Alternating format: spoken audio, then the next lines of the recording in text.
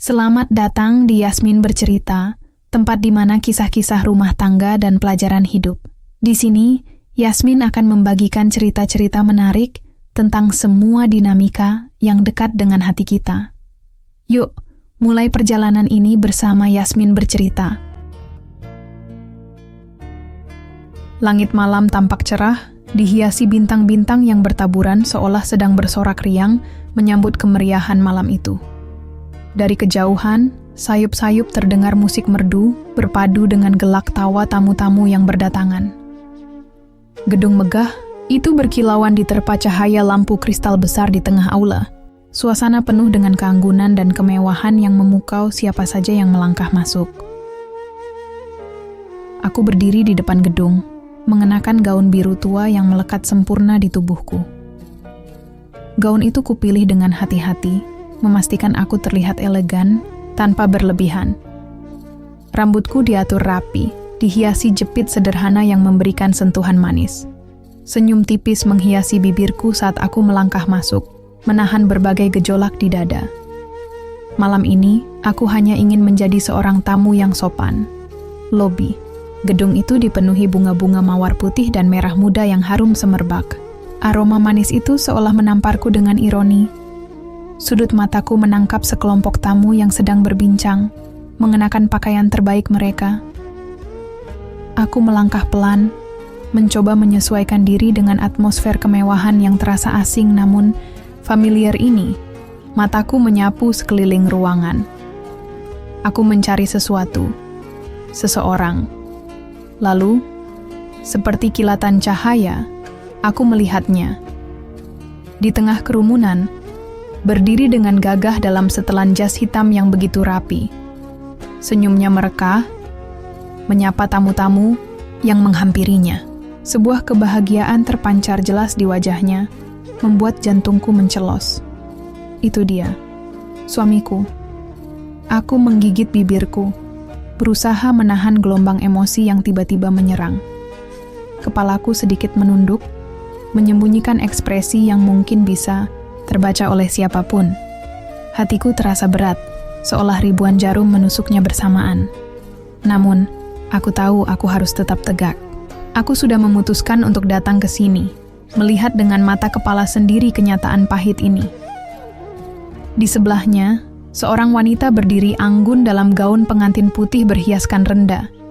Wajahnya cantik, dengan senyuman yang tidak memudar sedetik pun. Tangannya menggenggam lengan suamiku dengan erat, seolah dunia ini hanya milik mereka berdua. Mataku tak mampu menghindar. Pemandangan itu begitu menusuk, namun aku tak bisa berpaling. Seorang pelayan mendekat, menawarkan segelas champagne.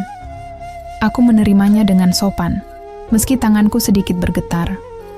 Cairan dingin itu menyentuh bibirku, memberikan sedikit rasa tenang. Kupalingkan pandangan, berpura-pura tertarik pada dekorasi ruangan yang luar biasa megah. Langit-langit aula dihiasi lampu-lampu kristal yang memantulkan cahaya seperti ribuan berlian. Lantainya berkilau, seperti cermin yang memantulkan semua kemewahan di atasnya. Suara musik mengalun lembut, mengiringi para tamu yang bercengkrama, sambil menikmati hidangan mewah yang tersaji di meja-meja panjang. Aku melangkah lebih dalam ke aula, memastikan langkahku ringan dan senyumku tetap terjaga. Aku tahu, siapapun yang melihatku tidak akan menyangka apa yang sebenarnya kurasakan malam ini. Beberapa tamu menyapaku, meski mereka mungkin tidak benar-benar mengenalku. Aku membalas dengan senyum ramah, seolah aku bagian dari dunia mereka. Padahal, kenyataannya aku hanyalah seorang istri yang dikhianati, berdiri di tengah pesta pernikahan suaminya sendiri. Aku mengingat hari-hari sebelumnya. Caranya mulai sering pulang larut malam dengan alasan pekerjaan.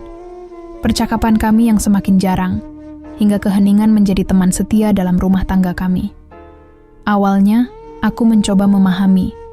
Berpikir mungkin ini hanya fase yang akan berlalu. Namun, perlahan, tanda-tanda itu menjadi terlalu jelas untuk diabaikan. Aku mencoba bertanya, menunggu penjelasan. Tapi dia hanya tersenyum samar dan mengatakan bahwa aku tidak perlu khawatir. Sebagai seorang istri, aku ingin mempercayainya. Namun, Malam ini adalah jawaban atas semua pertanyaan yang selama ini kusimpan dalam hati. Aku mengamati tamu-tamu yang mendekati mereka, memberi selamat dengan penuh antusias. Suamiku terlihat begitu bahagia. Cahaya di matanya yang dulu menjadi alasan aku jatuh cinta kini bukan lagi untukku.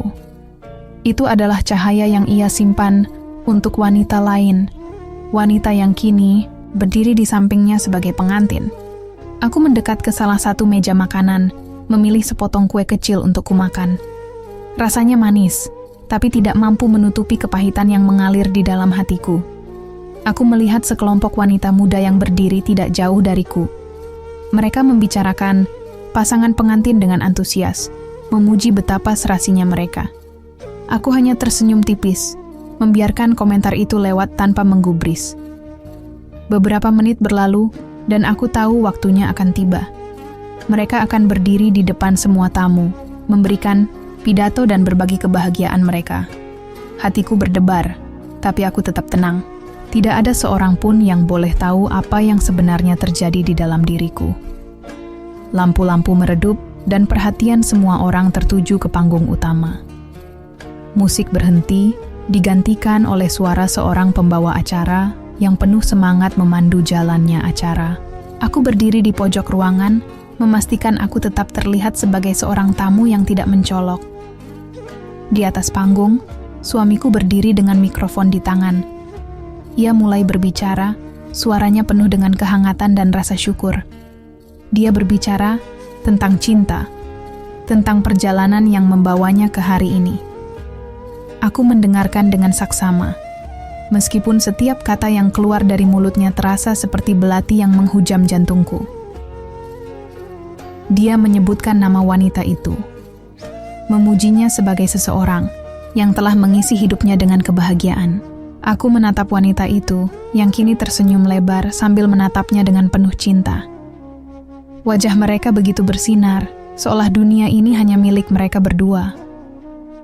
Aku menyesap champagne terakhirku, membiarkan cairan itu mengalir di tenggorokanku, seperti api yang membakar. Satu hal yang kupastikan malam ini adalah aku tidak akan menangis. Tidak di depan mereka, tidak di depan semua orang ini. Pujian dan tawa kecil memenuhi ruangan. Menyambut pidato suamiku yang penuh dengan kehangatan, itu, aku berdiri di tempatku, menjaga agar napasku tetap teratur. Jemariku meremas gelas kosong yang tadi ku genggam. Detik itu, aku merasa tubuhku seperti dipecah menjadi dua. Satu bagian ingin melangkah keluar dari gedung ini, melupakan semuanya, menghindari rasa sakit yang terus merongrong.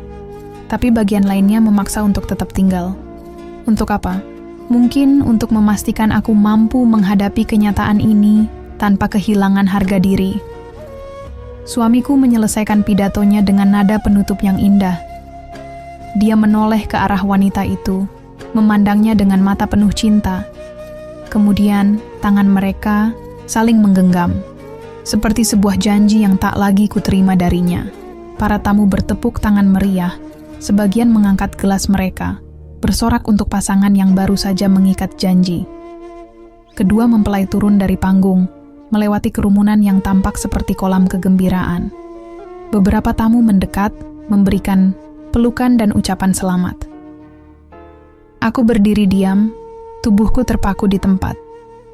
Perasaanku terlalu campur aduk, sulit untuk diuraikan satu persatu. Saat mereka mendekat ke arahku, aku tahu aku tak punya waktu lagi untuk ragu. Dengan senyum yang sudah kulatih sepanjang malam, aku berjalan pelan, membawa diriku ke arah mereka. Suamiku belum melihatku, tetapi wanita itu yang pertama kali menangkap kehadiranku. "Selamat malam," sapaku dengan nada lembut, meskipun jantungku berdetak begitu keras hingga terasa di telinga. Wanita itu tersenyum manis. "Selamat malam. Terima kasih sudah datang. Senang sekali melihat Anda di sini," jawabnya dengan nada ramah yang tak terduga. Suaranya lembut, hampir menenangkan. Aku memandangnya lebih dekat, memperhatikan setiap detail pada wajahnya. Tidak ada yang salah dengannya.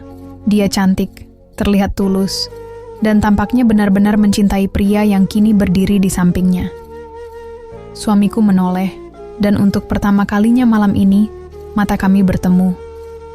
Aku bisa melihat keterkejutan yang berusaha dia sembunyikan, tetapi dia dengan cepat menguasai dirinya. Dia tersenyum kecil, tetapi matanya berbicara lebih banyak.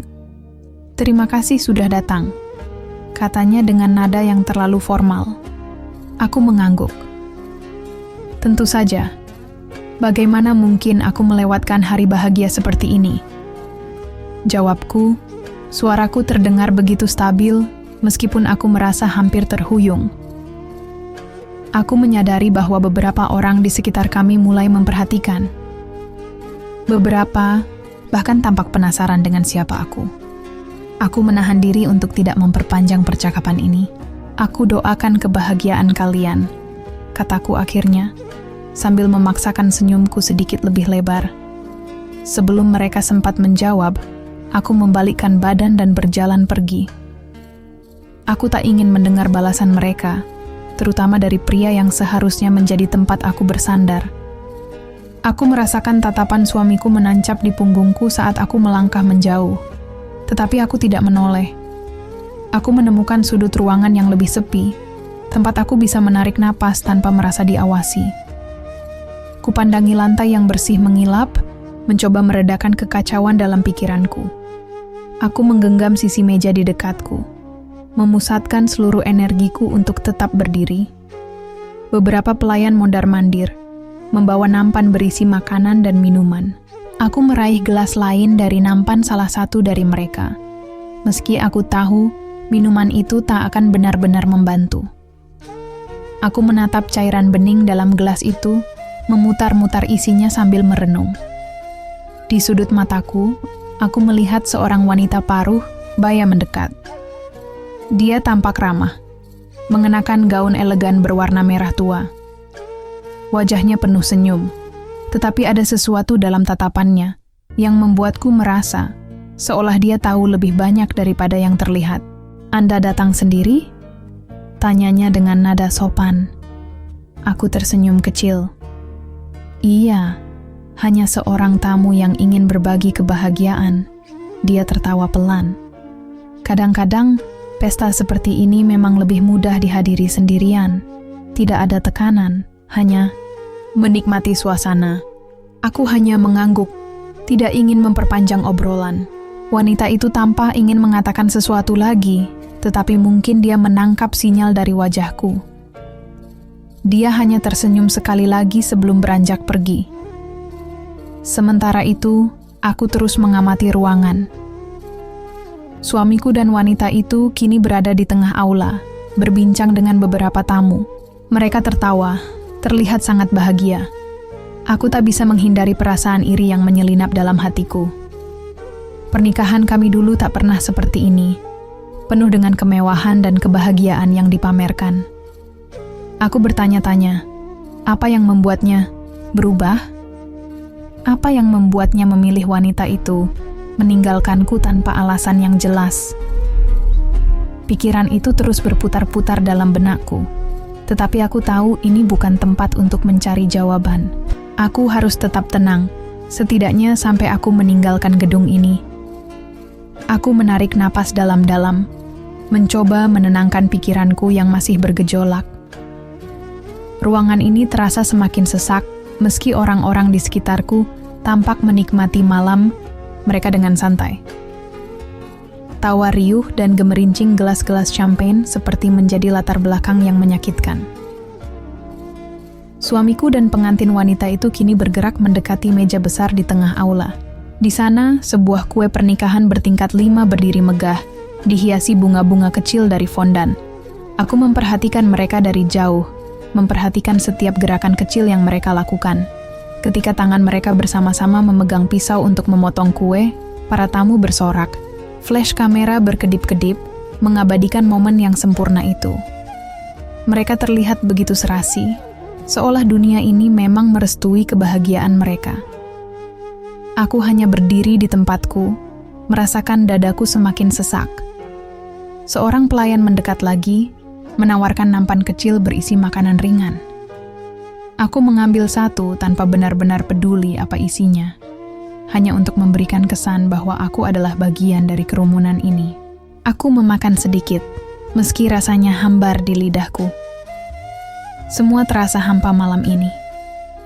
Tiba-tiba, aku mendengar suara langkah yang familiar. Detak jantungku meningkat saat aku menyadari siapa yang kini berdiri di dekatku. Kamu datang. Suara itu terdengar, pelan namun cukup untuk membuat seluruh tubuhku menegang. Aku menoleh. Suamiku berdiri di sana, memandangku dengan ekspresi yang sulit kuartikan.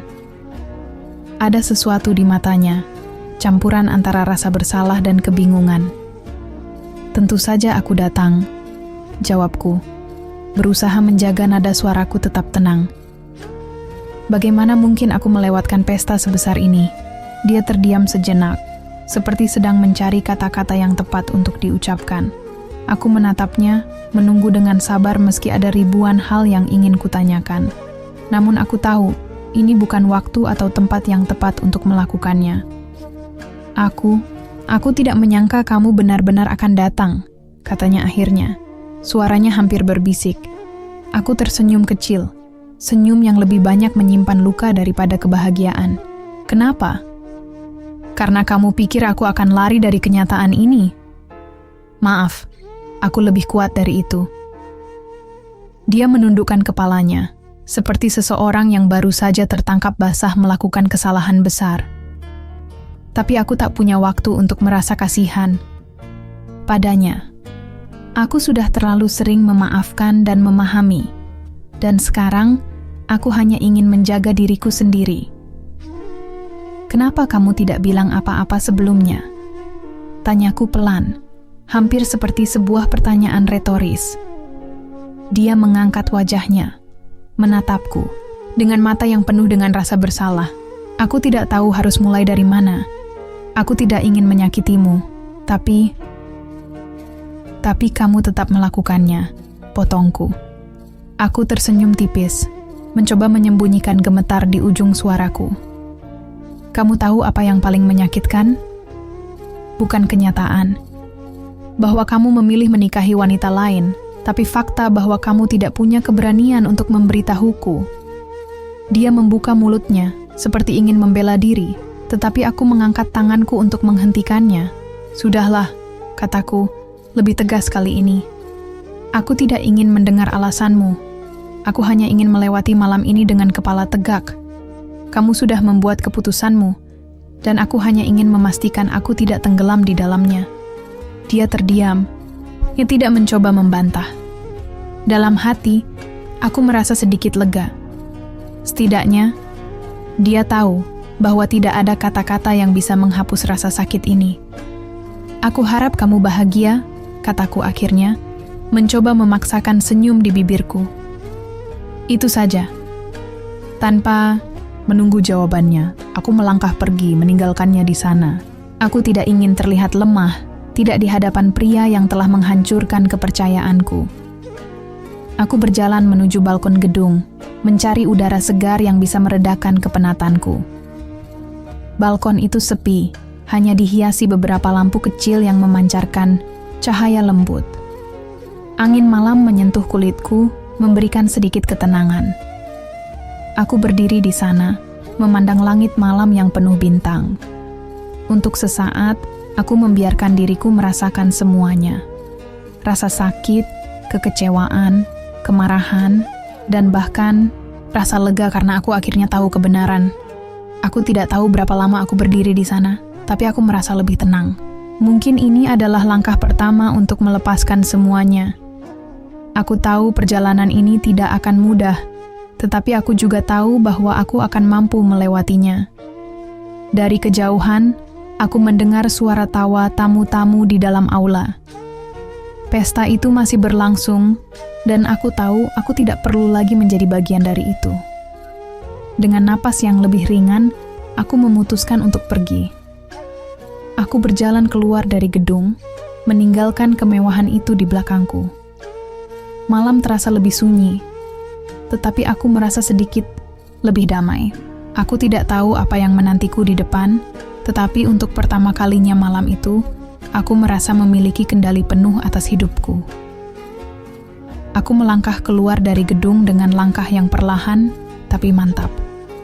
Udara malam yang dingin menyentuh wajahku, membuat perasaan sesak di dadaku perlahan mencair.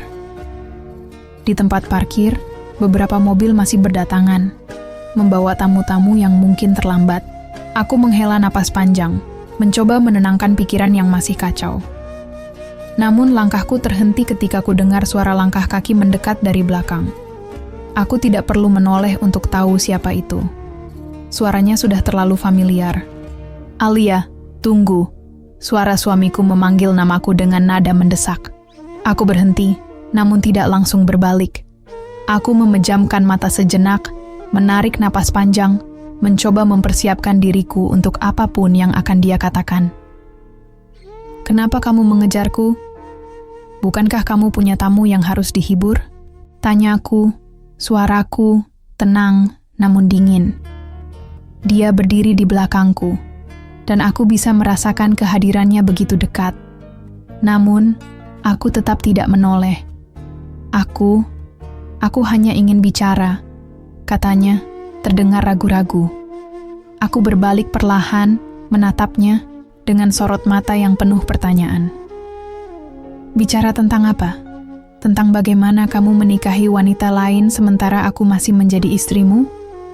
Atau tentang kenapa aku harus mengetahui ini dari undangan, bukan darimu?" Dia terdiam, wajahnya tampak penuh dengan rasa bersalah. Namun, tidak ada satupun kata yang keluar dari mulutnya. "Kenapa, Arman?" Tanyaku lagi, kali ini dengan suara yang sedikit bergetar. "Kenapa kamu memilih untuk menghancurkan semuanya seperti ini?" Dia mengalihkan pandangannya, seolah tidak sanggup menatapku. "Aku tidak berniat menyakitimu, Alia. Aku hanya merasa kita sudah tidak seperti dulu lagi."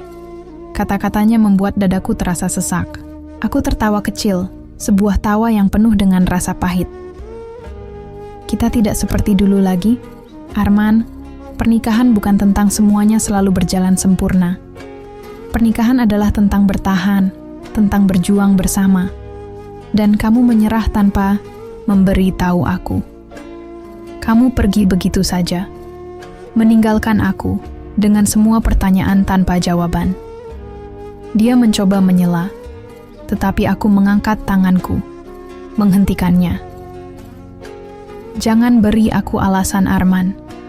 Aku tidak ingin mendengar pembelaanmu.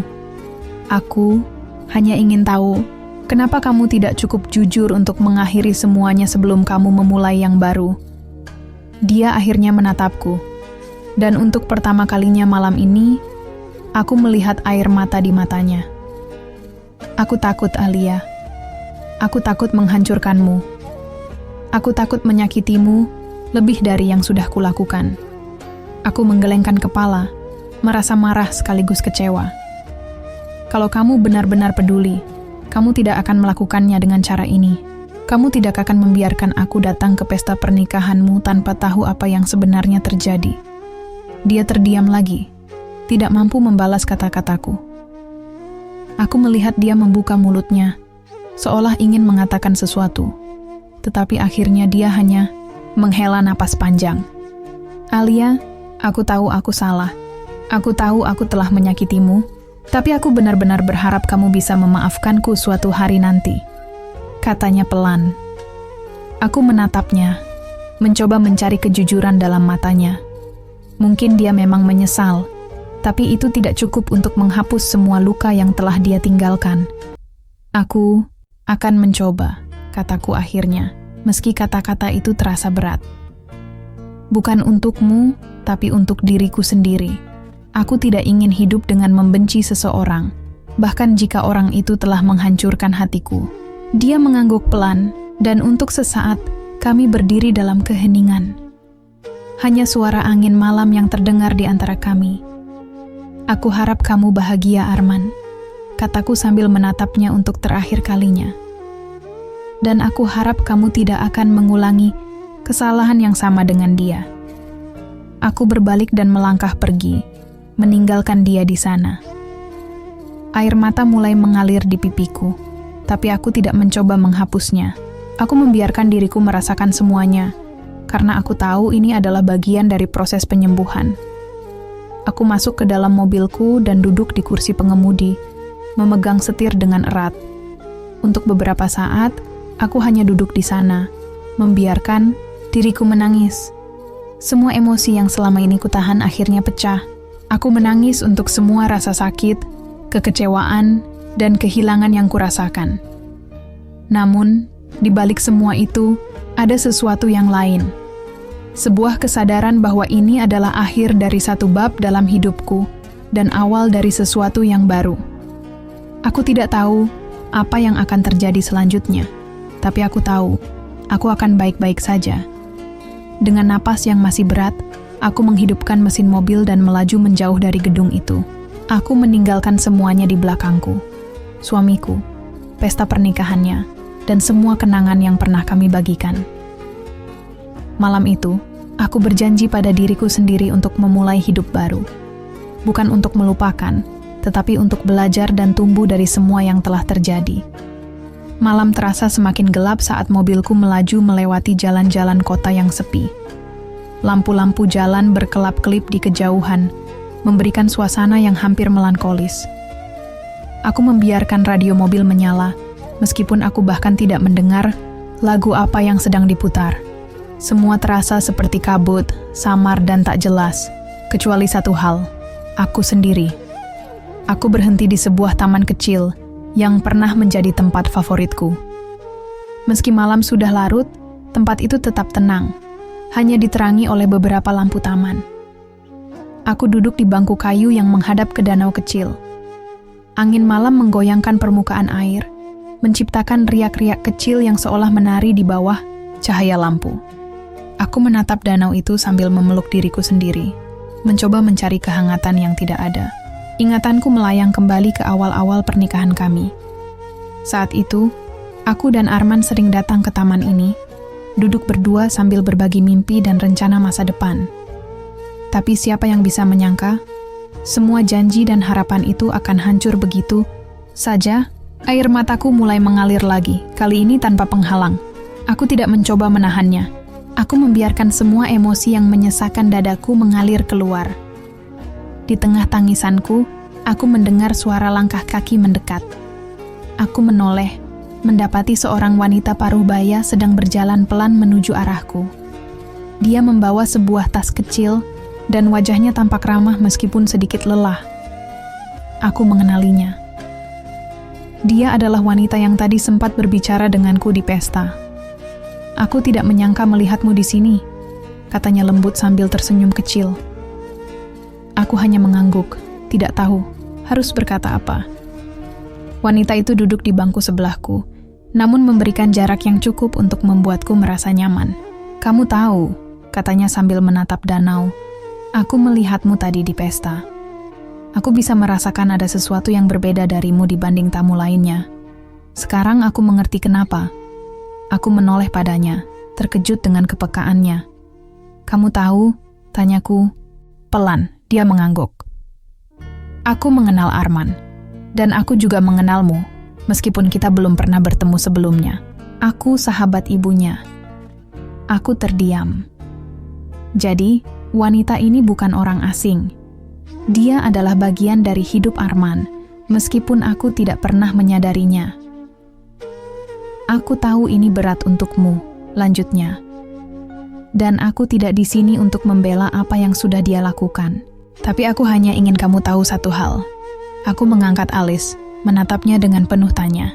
Arman mencintaimu, Alia.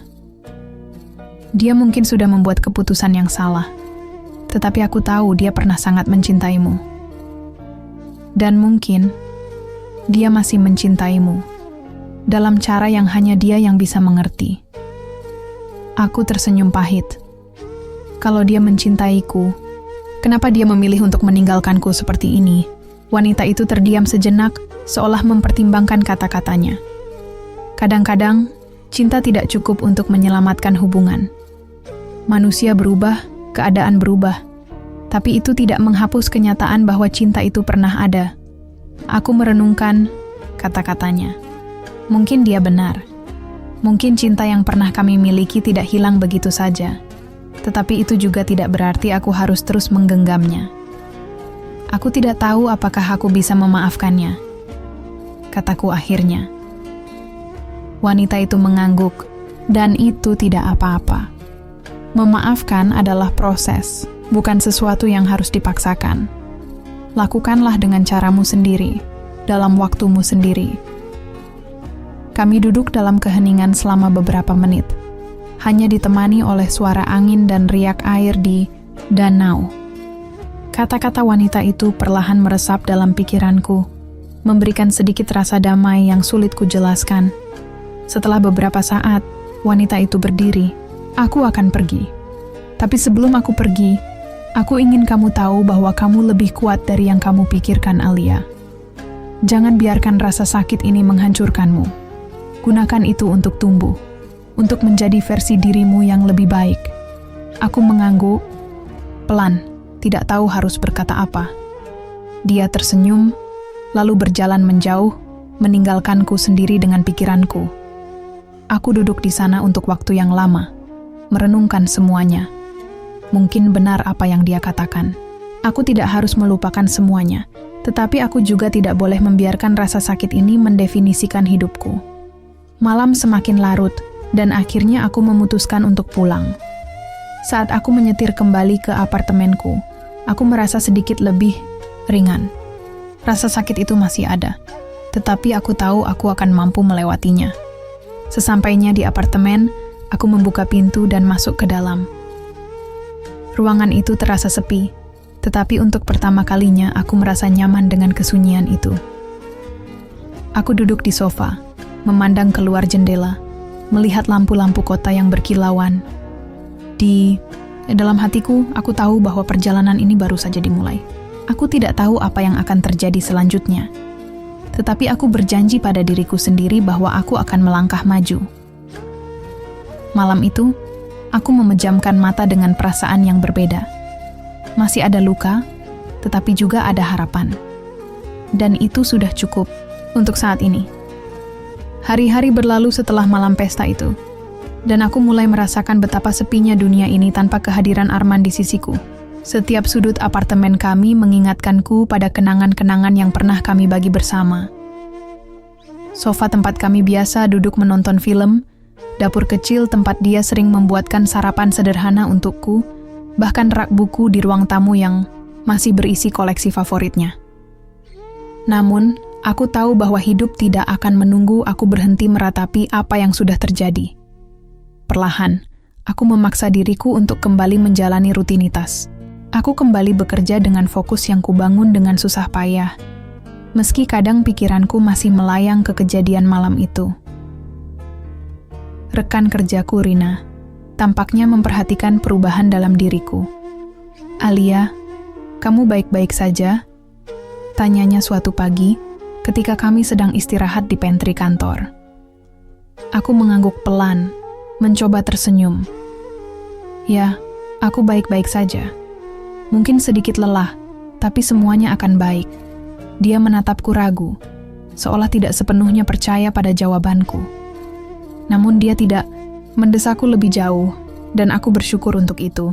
Aku tidak siap untuk menceritakan apa yang sebenarnya terjadi, bahkan kepada orang yang paling dekat denganku sekalipun.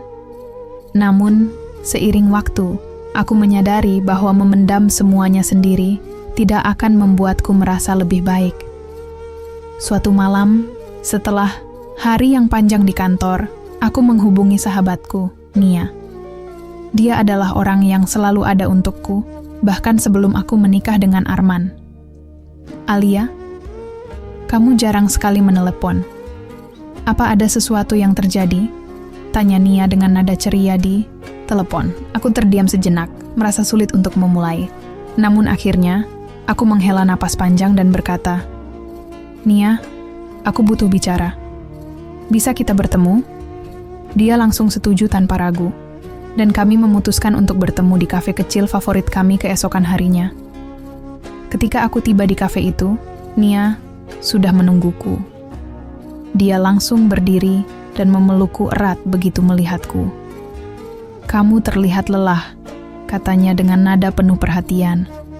Aku tersenyum kecil dan duduk di hadapannya. Kami memesan kopi, dan setelah beberapa menit obrolan ringan, aku akhirnya memutuskan untuk menceritakan semuanya. Dari undangan yang kuterima, pesta pernikahan yang kudatangi, hingga percakapan terakhirku dengan Arman. Nia mendengarkan dengan penuh perhatian, matanya sesekali berkaca-kaca. Ketika aku selesai bercerita, dia menghela napas panjang dan meraih tanganku di atas meja. "Alia, aku tidak tahu harus berkata apa. Aku tidak bisa membayangkan betapa sakitnya perasaanmu," katanya dengan suara pelan. "Tapi aku bangga padamu. Kamu masih berdiri tegak, meski semuanya terasa runtuh." Aku tersenyum lemah. Kadang aku merasa seperti ingin menyerah, Nia. Tapi aku tahu, aku tidak bisa. Aku harus bertahan, setidaknya untuk diriku sendiri. Dia mengangguk, matanya penuh dengan dukungan.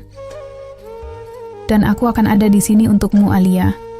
Apapun yang kamu butuhkan, kapanpun itu, aku hanya sejauh satu panggilan telepon." Percakapan itu menjadi awal dari proses penyembuhanku.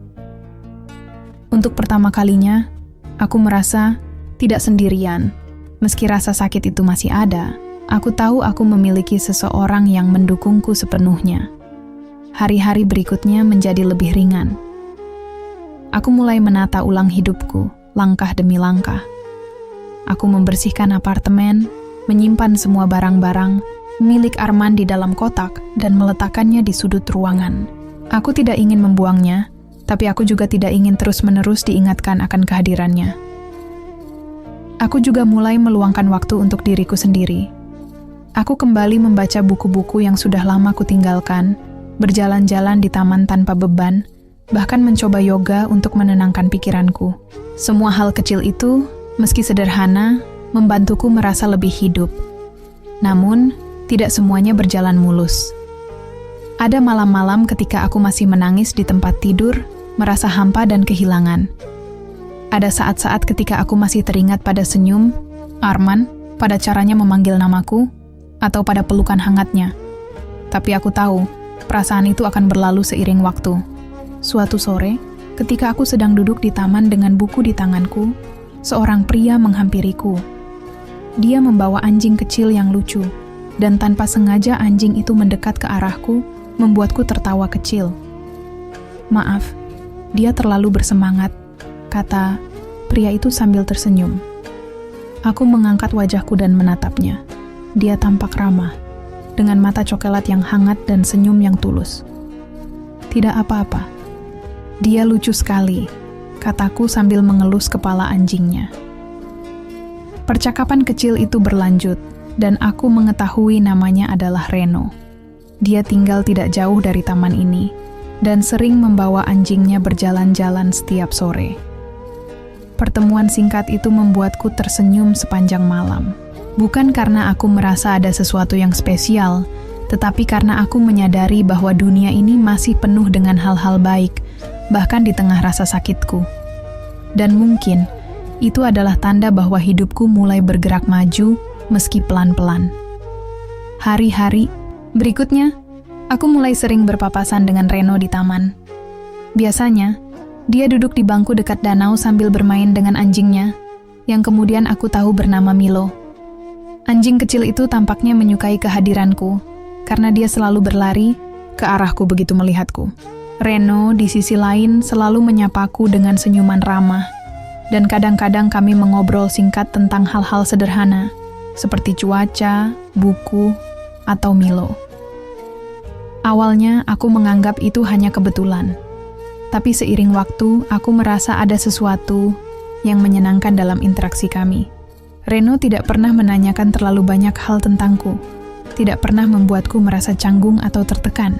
Dia hanya ada di sana, menjadi teman bicara yang ringan di tengah pikiranku yang masih sering dilanda kesedihan. Suatu sore, dia menghampiriku dengan Milo yang sedang menggonggong kecil. Reno membawa 2 cangkir kopi di tangannya. Aku pikir kamu mungkin butuh ini, katanya sambil menyodorkan salah satu cangkir padaku. Aku menerimanya dengan senyum kecil. Terima kasih, kamu selalu tahu cara membuat orang merasa lebih baik. Dia tertawa pelan dan duduk di sampingku. Aku hanya mengikuti insting Milo.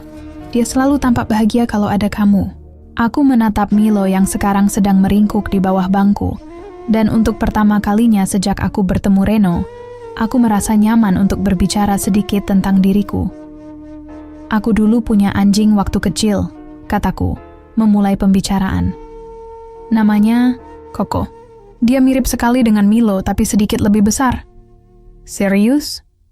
Apa yang terjadi padanya? Reno bertanya, suaranya penuh perhatian. Aku menghela napas, mengenang kenangan itu. Dia meninggal ketika aku masih SMA. Umurnya sudah tua, jadi aku tahu itu akan terjadi. Tapi tetap saja, rasanya sulit kehilangan dia. Reno mengangguk pelan, seolah memahami perasaanku. Aku juga pernah kehilangan anjingku yang pertama. Namanya Max. Dia seperti keluarga bagi kami. Percakapan itu berlangsung santai, dan entah bagaimana, aku merasa lega bisa berbagi sesuatu tentang diriku. Meski hanya hal kecil, aku mulai menyadari bahwa keberadaan Reno membawa sedikit kehangatan ke dalam hidupku yang dingin. Namun, aku tahu aku harus berhati-hati. Aku masih terlalu rapuh, terlalu lelah untuk memikirkan apapun selain menyembuhkan diriku sendiri. Reno, mungkin pria yang baik, tetapi aku tidak ingin memberinya harapan palsu, atau lebih buruk lagi, menyeretnya ke dalam kekacauan emosiku. Beberapa minggu berlalu, dan kehidupanku perlahan terasa lebih stabil. Aku tidak lagi terbangun di malam hari dengan perasaan hampa, dan aku mulai merasa lebih ringan saat menjalani hari-hariku. Dukungan dari Nia, kehadiran Reno, dan waktu yang kuluangkan untuk diriku sendiri, semuanya berkontribusi pada proses penyembuhanku. Suatu hari, aku memutuskan untuk membuka kotak yang berisi barang-barang milik Arman. Kotak itu telah lama kusimpan di sudut apartemen, dan aku tahu bahwa untuk benar-benar melangkah maju, aku harus menghadapi kenangan yang tersimpan di dalamnya. Aku membuka kotak itu dengan hati-hati, dan hal pertama yang kulihat adalah sebuah album foto. Aku membukanya perlahan, dan wajah-wajah bahagia kami menyambutku di setiap halaman. Ada foto pernikahan kami, foto liburan ke pantai, hingga foto-foto candid yang diambil tanpa sepengetahuanku. Aku menangis saat melihat foto-foto itu, tapi kali ini tangisku berbeda. Bukan tangis penuh kepahitan seperti dulu, melainkan tangis yang diiringi rasa syukur.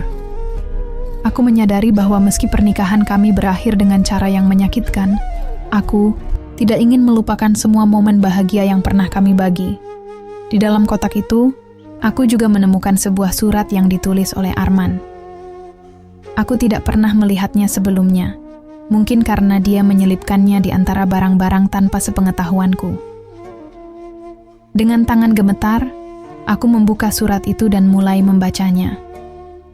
Alia, aku tidak tahu apakah kamu akan menemukan surat ini, atau kapan kamu akan membacanya. Tapi aku ingin menulis ini karena ada begitu banyak hal yang tidak sempat kukatakan. Aku tahu aku telah membuat banyak kesalahan. Aku tahu aku telah menyakitimu lebih dari yang seharusnya.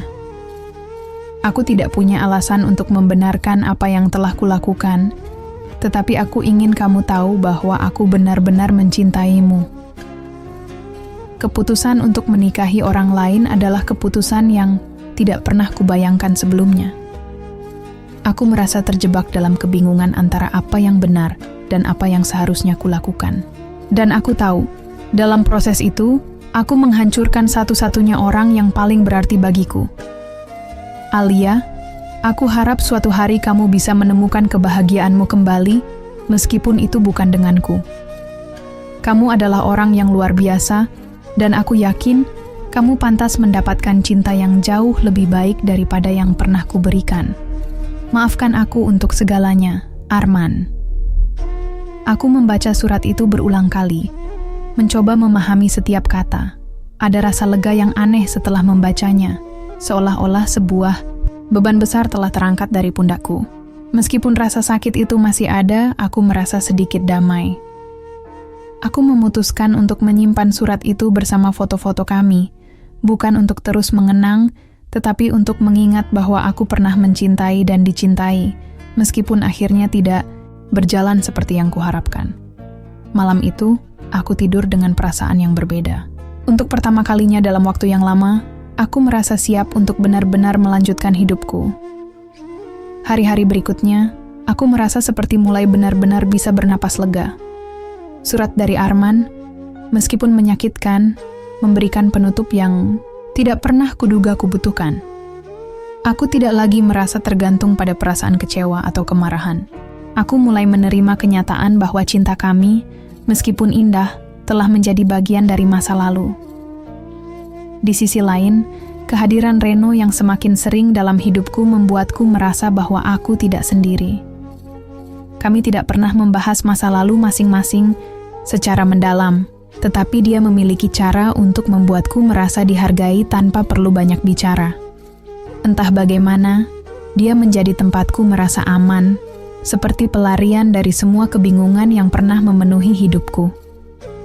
Suatu sore, Reno mengajakku berjalan-jalan di taman seperti biasa. Namun, kali ini dia membawa Milo ke arah danau kecil di taman, tempat kami sering duduk. Dia tampak sedikit gelisah, berbeda dari biasanya. "Alia," katanya akhirnya, menghentikan langkahnya. "Ada sesuatu yang ingin aku bicarakan." Aku menatapnya dengan rasa ingin tahu. "Apa itu?" tanyaku, mencoba membaca ekspresinya. Dia menghela napas panjang dan menatapku dengan mata yang tulus. "Aku tahu kamu sedang dalam proses menyembuhkan dirimu sendiri, dan aku tidak ingin terburu-buru atau membuatmu merasa tertekan. Tapi aku ingin jujur. Aku menyukaimu, Alia. Aku menyukaimu sejak pertama kali kita bertemu." Kata-katanya membuatku terdiam. Jantungku berdegup kencang, dan aku tidak tahu harus berkata apa. Di satu sisi, aku merasa ada rasa hangat yang tumbuh dalam diriku untuk Reno. Tapi di sisi lain, aku takut. Aku takut membuka hati lagi. Takut terluka seperti sebelumnya. "Aku tidak mengharapkan jawaban sekarang," lanjutnya, seolah bisa membaca kebingunganku. "Aku hanya ingin kamu tahu bahwa aku ada di sini untukmu, apapun yang terjadi. Tidak ada tekanan, tidak ada paksaan. Aku hanya ingin melihatmu bahagia, dengan atau tanpa aku." Kata-katanya begitu lembut, begitu tulus, sehingga aku merasa ada sesuatu yang mencair di dalam hatiku. Namun, aku tahu bahwa ini bukan keputusan yang bisa kuambil dengan mudah. Aku butuh waktu, dan Reno memberiku itu. Minggu-minggu berlalu, dan aku terus melangkah maju. Aku mulai merasakan bahwa diriku yang dulu, yang penuh semangat dan percaya diri, perlahan kembali. Aku tidak lagi memandang masa lalu sebagai beban, tetapi sebagai pelajaran yang membentukku menjadi pribadi yang lebih kuat. Di sisi lain, Reno tetap ada di sampingku, tidak pernah mendesak atau memaksaku untuk memberi jawaban. Dia hanya ada di sana, menjadi sahabat sekaligus tempatku bersandar ketika aku membutuhkan. Hingga suatu malam, aku duduk di apartemenku, memandangi kotak barang-barang Arman yang sekarang sudah tertutup rapat. Aku menyadari bahwa untuk benar-benar melangkah maju, aku harus melepaskan semuanya. Aku memutuskan untuk mengemas kotak itu dan menyumbangkannya, termasuk surat dan foto-foto kami. Ketika aku selesai, aku merasa lebih ringan. Aku merasa siap untuk membuka lembaran baru, untuk memberi diriku kesempatan kedua dalam hidup. Beberapa hari kemudian, aku bertemu Reno di taman seperti biasa. Kali ini, aku membawa Milo jalan-jalan sendirian karena Reno terlambat datang. Saat dia akhirnya tiba, aku memberinya senyuman yang berbeda dari biasanya. Senyuman yang penuh keyakinan. "Reno," panggilku, dan dia menatapku dengan mata penuh perhatian. "Aku ingin mengucapkan terima kasih untuk semuanya, untuk kesabaranmu, untuk kebaikanmu, untuk tidak pernah meninggalkanku, meski aku sedang berada di titik terendahku." Dia tersenyum kecil. Kamu tidak perlu mengucapkan terima kasih, Alia. Aku melakukan itu karena aku peduli padamu. Aku mengangguk, merasa hatiku dipenuhi rasa hangat yang belum pernah kurasakan sebelumnya. Dan aku juga peduli padamu, Reno. Aku tidak tahu apa yang akan terjadi di masa depan, tapi aku ingin mencoba. Aku ingin membuka hati lagi bersamamu. Mata Reno berbinar dan dia tersenyum lebar. Dia tidak mengatakan apa-apa, tetapi pelukan hangatnya cukup untuk membuatku tahu bahwa aku telah membuat keputusan yang benar. Waktu terus berjalan dan hidupku perlahan kembali terasa utuh. Aku dan Reno membangun hubungan kami dengan pelan-pelan, tanpa tergesa-gesa. Aku belajar untuk mencintai lagi, tanpa membandingkan atau membiarkan bayang-bayang masa lalu menghalangiku. Bersama Reno, aku menemukan bahwa cinta sejati bukanlah tentang kesempurnaan, melainkan tentang penerimaan, dukungan, dan kebahagiaan bersama. Aku tidak tahu apa yang akan terjadi di masa depan, tetapi untuk pertama kalinya dalam waktu yang lama, aku merasa benar-benar bahagia. Dan itu, bagiku, sudah lebih dari cukup.